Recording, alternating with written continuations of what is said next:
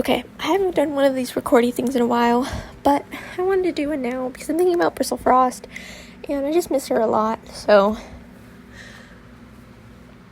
I see so many people that are like, Bristlefrost has no character, or the books ruined Bristlefrost's character, and, okay, I think she does have character. She has characterization that really resonates with me. It's so good, but she also, I will agree, is a just walking mass of lost potential. And I'm gonna make a better video about all that. I have it. It's in the process of being scripted, but it's about Rootspring and Bristlefrost. So that one's a little bit longer. This is just rambling. I don't have a script or anything. I'm just rambling. I don't think I'm gonna post this anymore. But if I do, hey. A lot of the interest I have in Bristlefrost is what I see of myself in her. And you could argue that my perceived characterization she receives in the books is projecting. And to that I say, shut up. I know what I'm talking about. I wrote Warrior Cats, guys. Don't worry. And even if it is projecting, rolls my eyes, I think it makes her cooler than whatever other thing, I guess. I don't know. I don't know. I really like how they wrote her, and like I said, I don't think it's intentional, but the way that she's written it just the most, if I were to describe Bristlefrost to you, or better yet, if I were to ask you to describe Bristlefrost, what things would you come up with? Would you say that she's hardworking, she's a little misguided, she follows Ashford, she's a little emotional, she's a good cat, she's a smart cat, she's very clever, she's very she lives kind of in her own little fantasy a lot of the time. She likes to perceive things how she wishes it was. Those are things that you could read and reasonably get out of her character. But if you want to look into it a little more, and if you're me, you start to notice a couple other things about her that you kind of have to read into. So when we're first introduced to Bristlefrost, right, she has this very set goal. She wants to be mates with Stemleaf. And to be mates with Stemleaf, she has to be a warrior. And to be a warrior, she has to be proficient at everything before other people. Now, here's the thing. Wanting to be a good warrior, and even wanting to be a warrior early, on its own, is I would say would make for a character that's really hardworking or really ambitious or such and such. But I wouldn't describe Bristlefrost as ambitious, because she doesn't want to be a warrior just to be a warrior. She wants to be a warrior for two reasons. First of all, so that other people, including Stemleaf, will be impressed by her abilities. And two, so that she can be mates with Stemleaf. She has something she wants, and she's going for it. Which you could argue is ambition, but I don't think it. She's following her heart. That's the important thing. She's following her heart. But to follow her heart, she's making a logical course of action to do said things with her head. So she's a smart cat. She's a really smart cat. She's clever. But at the same time, like I mentioned before, she's living in a fantasy in her head, because even though she has this plan and she has a plan of action, she's not really considering that there was even a possibility that Stemleaf didn't like her. She didn't think about that at all. And in addition to that, I think this is a really important character beat as well. One of the first things she does is asked to take her warrior assessment early, and the whole clan is rooting for her. Her siblings come over and they're like, oh, Bristlefrost will see, or Bristlepaw will see you when you're a warrior. And it's in this horrible, harsh leaf bear. The whole book is just about how this leaf bear is so terrible and bad, and cats are turning to StarClan because it's so bad. And she does her warrior assessment. She can't catch anything. She can't even find anything. So there's nothing to catch. And she's heartbroken that, she's like, how did this happen? I did everything right, and yet, for no fault of mine, I failed my assessment. But the thing is, even though cats are constantly telling her it's no fault of hers, it is her fault. Because, if you step back and you've thought about it, the whole clan is going hungry. It's Leaf Bear, the worst Leaf Bear some of these clans have ever seen. Why would you think now would be a good time to take your assessment? Well, she was too caught up in chasing what she wants. She was following her heart. I'm going to keep coming back to this, okay? It's, for bristlefrost, you can probably tell where I'm going. It's a constant battle of heart and head. Heart and mind, if you will. And a lot of the time, especially with like Root Spring, and just in general with, especially with Ashfur. By the way, I'm gonna refer to the imposter as Ashfur this whole time, just so you know, because I've known as Ashfur for just since Lost Stars came out. But anyways, when Bristlefrost is interacting with her clanmates, with cats from other clans, at any point, she's always playing the martyr. She wants to do the most and the best, not out of personal fulfillment, but because she wants people to like her. Constantly, we can see that. She wants Stemleaf to like her. She wants her clan to view her as some kind of little prodigy for becoming a warrior before her littermates. Later, when her heart is broken by Stemleaf, that is just worsened, because not only is she already basing every opinion she has on herself on other people, because she's constantly thinking at her head. All she ever thinks about, especially in Lost Stars, is just about, like, if I do this thing, Stemleaf will like me. Or if I do this thing, I'll be a warrior and the clan will respect me. And when Stemleaf turns out not to like her romantically, it just causes her to, like, shut down. Like, her whole world is just shattered by this fact. And she can hardly, like, see any worth in herself beyond this fact that Stemleaf doesn't like her romantically.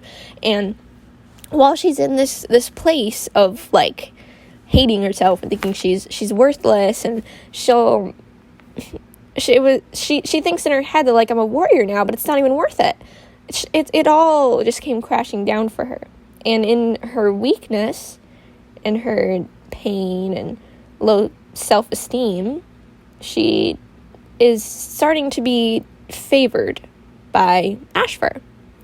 And as Ashfur leads the clan, and she sees that she has an easy opportunity to be in someone else's high favor, she seizes that opportunity with no question of morals. And that is just such an interesting character trait for me, because we've never really had a warrior cat that was like that. We've had plenty of warrior cats that want power, or they want to understand the power that they already hold. But we've never had a cat who is powerless and hates herself and just wants someone to like her. She just wants to feel needed. And this never stops. And it's actually really sad.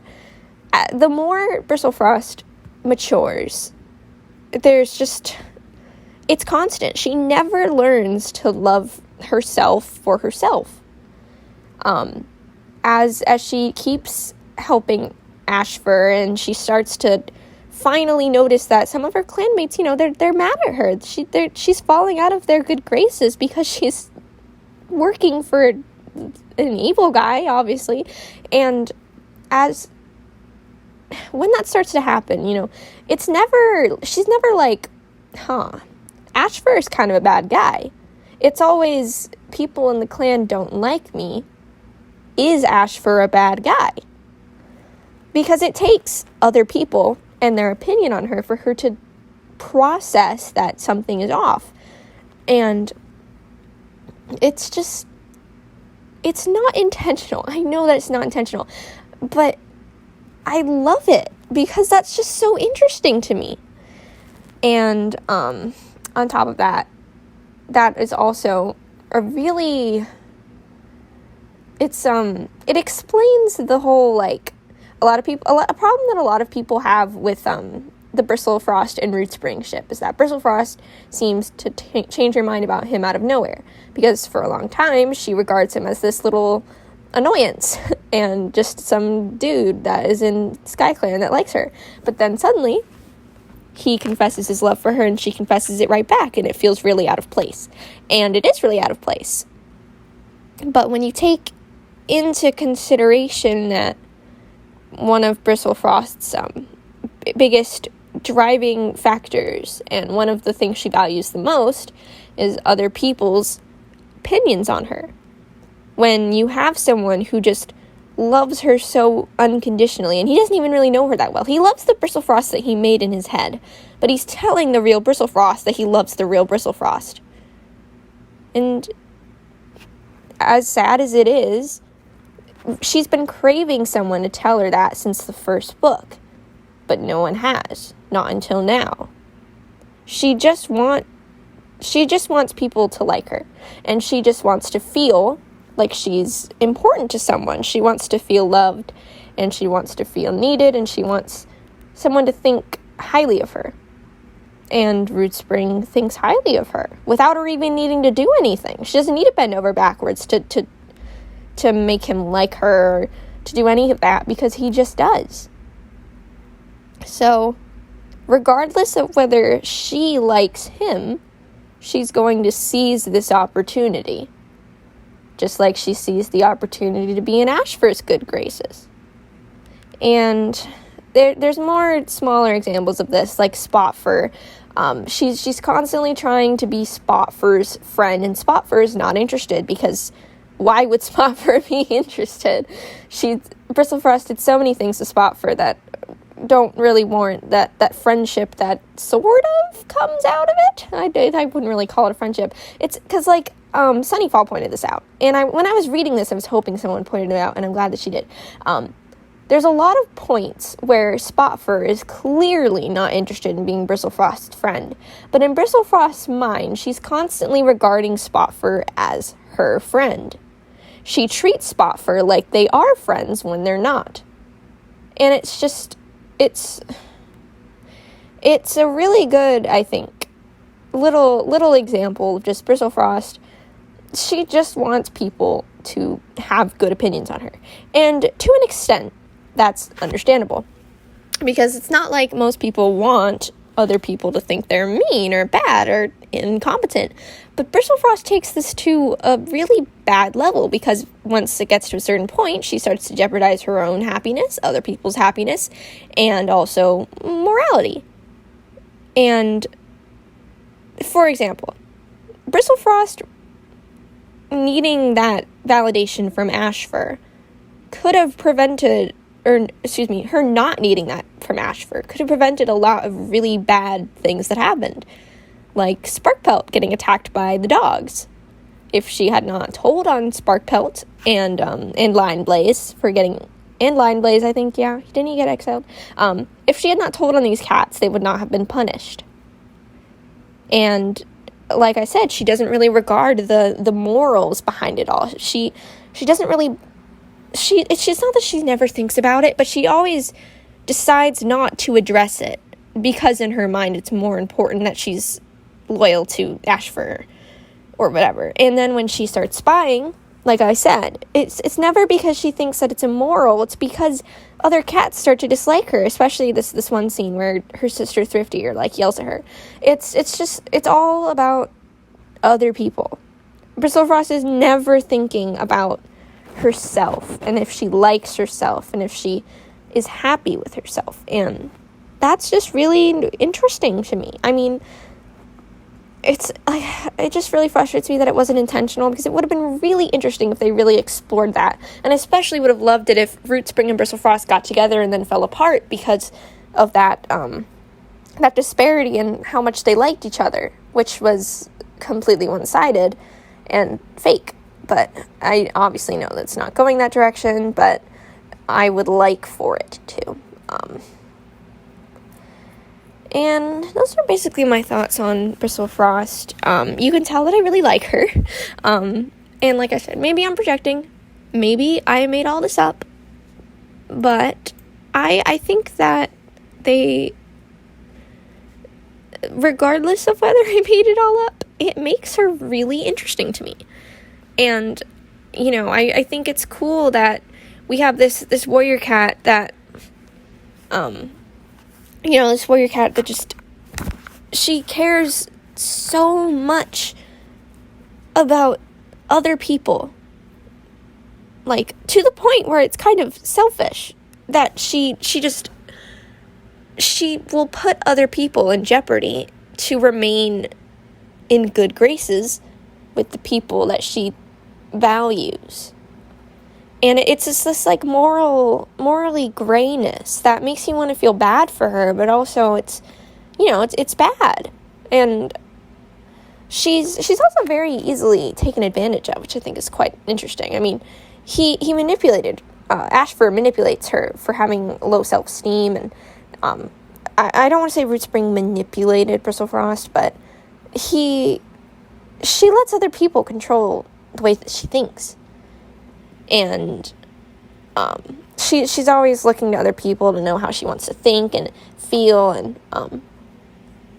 especially just she trusts other people with no reason to, and she relies a lot on relationships of either romance or of superiority, like I said, Stem Leaf, Root Spring for romance, and then Ashfur for superiority. She just needs someone who she can perceive as needing her and wanting her and caring about her. That's all that she wants. And it's sad. It's especially sad because they're never going to get any sort of resolution for any of these character flaws, because they're not intentional character flaws. You're not supposed to, when you think about Bristlefrost, I'm sure, like, Kate Carey and Cheris Baldry, and I know they don't write the stories, but we're going to pretend that they do. I'm sure that they wouldn't want your first thought when you think about her to be, gullible, or, having low self-esteem. Stuff like that just isn't intended, but it's there, so I can't just ignore it. Like, that's just facts about Bristlefrost's character. And it reminds me a lot of the whole Bramblestar and Squirrel Flight thing, where Bramblestar is clearly written as abusive and an abuser, and it obviously was not intended at all, but they did it anyways. That is the exact way that I feel about Bristlefrost and her flaws. So when people say that Bristlefrost has no character, or that she just isn't an interesting or compelling cat at all, or that she's too perfect or bland or any of these things, it bothers me, because if you read it and you look into it, she's actually got a lot to unpack. She's really interesting. Definitely more so interesting than, like, Shadowsight. Shadowsight's entire character is built on pity. I love Shadowsight, don't get me wrong, but really he doesn't really have that many character traits. Like, yeah, he's anxious. He's a little shy. He's pessimistic, I don't know, because he's too busy feeling sorry for himself for half the series, getting struck by lightning, getting manipulated by Ashfur, getting manipulated by Ashfur for a second time, getting thrown off of cliffs. he has a pretty rough run there. And Root Spring is a whole nother can of worms. He basically has a bunch of character flaws, and they all go away in the third book and never come back. This series is a mess. This set of protagonists is especially frustrating because all three of them have really interesting things going for them. And I see a lot of people, when they talk about the protags of the series, they're like, I love Root Spring and Shadowsight, they have a lot going for them, but Bristlefrost doesn't. No! Are you stupid? Bristlefrost has so much going for her. And it's just sad that there's only one more book coming out, and it's going to be pretty soon, and I know that it's going to be terrible, because I know that Bramblestar is going to live, and he's going to appoint Lionblaze as his deputy when Squirrelfight retires, and it's going to be a mess. And Bristlefrost and Root Spring are going to have kittens, and then the next series I'm really looking forward to, though, so at least there's that. But I think that's all I have to say about Bristlefrost. So, yeah.